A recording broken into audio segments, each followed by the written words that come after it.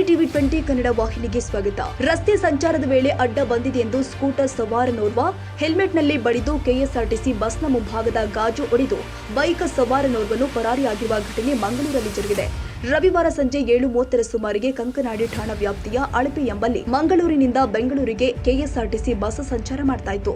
ಈ ವೇಳೆ ಸ್ಕೂಟರ್ ಒಂದು ಅಡ್ಡ ಬಂದಿದೆ. ಆಗ ಬಸ್ ಚಾಲಕ ಅರುಣ್ ಅಡ್ಡ ಬಂದ ಸ್ಕೂಟರ್ ಸವಾರನನ್ನ ಪ್ರಶ್ನೆ ಮಾಡಿದ್ದಾರೆ.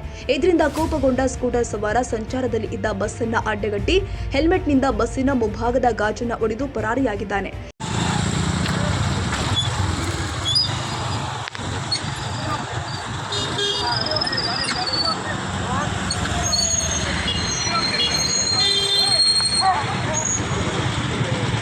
ಈ ಬಗ್ಗೆ ಮಾಹಿತಿ ಪಡೆದು ತಕ್ಷಣ ಸ್ಥಳಕ್ಕೆ ಭೇಟಿ ನೀಡಿದ ಕಂಕನಾಡಿ ಪೊಲೀಸರು ಬಸ್ಸು ಚಾಲಕ ಅರುಣ್ ರನ್ನ ವಿಚಾರಿಸಿ ಪ್ರಯಾಣಿಕರಿಗೆ ಬದಲಿ ಬಸ್ ವ್ಯವಸ್ಥೆ ಮಾಡಿದ್ದಾರೆ.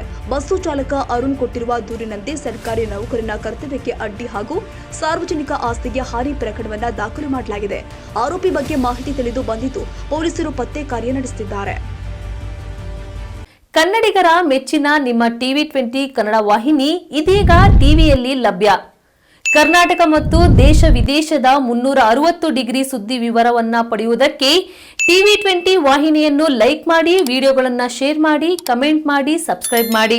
HCN ಕೇಬಲ್ 842 ನಂಬರ್ನಲ್ಲಿ ಹುಕ್ಕೇರಿ ತಾಲೂಕು ಹಾಗೂ ಸಂಕೇಶ್ವರದ ಸುತ್ತಮುತ್ತಲಿನ ಹಳ್ಳಿಗಳಲ್ಲಿ ಲಭ್ಯ.